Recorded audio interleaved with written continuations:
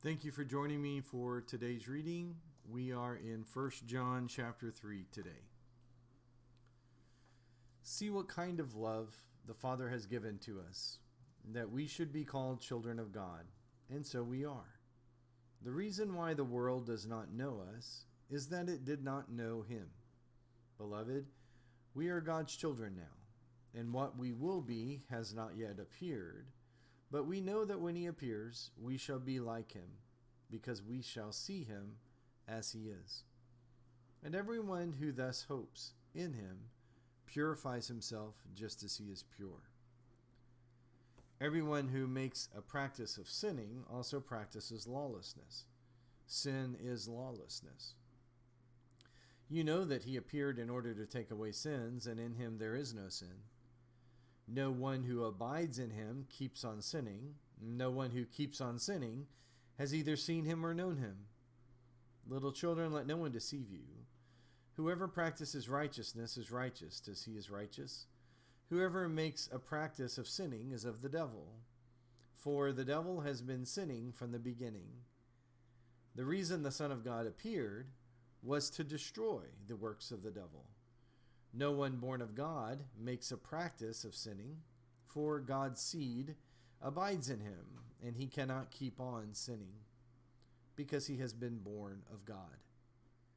And by this it is evident who are the children of God and who are the children of the devil.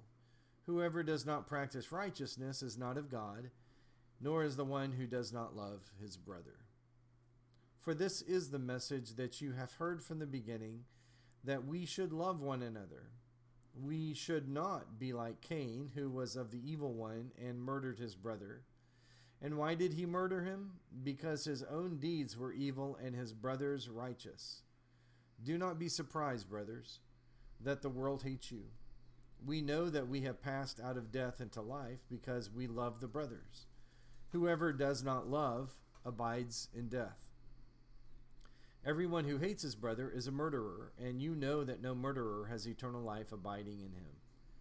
By this we know love, that He laid down His life for us, and we ought to lay down our lives for the brothers. But if anyone has the world's goods and sees his brother in need, yet closes his heart against him, how does God's love abide in him? Little children, let us not love in word or talk, but in deed and truth. And by this we shall know that we are of the truth and reassure our heart before Him. For whenever our heart condemns us, God is greater than our heart, and He knows everything.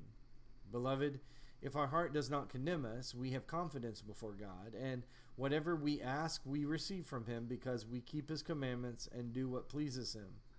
And this is His commandment, that we believe in the name of His Son, Jesus Christ, and love one another just as He has commanded us. Whoever keeps His commandments abides in God, and God in him.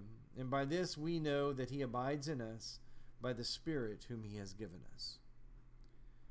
So John is ramping up his application to bring the commandment before them. Now, later in the chapter, like we just read, he says, keeping His commandments is what makes us abide in God. And then he makes this other observation, and this is God's commandment, that we believe in the name of His Son, Jesus Christ, and that we love one another. Notice he said this is His commandment, but then lists two different things, believe and love. Because John's point is the totality of what God has commanded us is something that we are to do. Whether it's one commandment, speaking of the whole set, or whether it is commandments, plural, speaking of the whole set individually.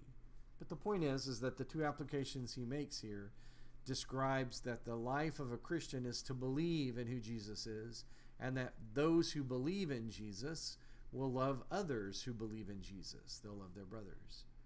And that's our command today, that if we really want to be the people that God needs us to be in this world, and John's exhortation to that audience is to do just that, is that we need to learn to love each other. If we can't love each other that we can see, how can we love God that we cannot see? Be encouraged today. And join me again for another reading tomorrow, making your weekday strong with the reading of the New Testament.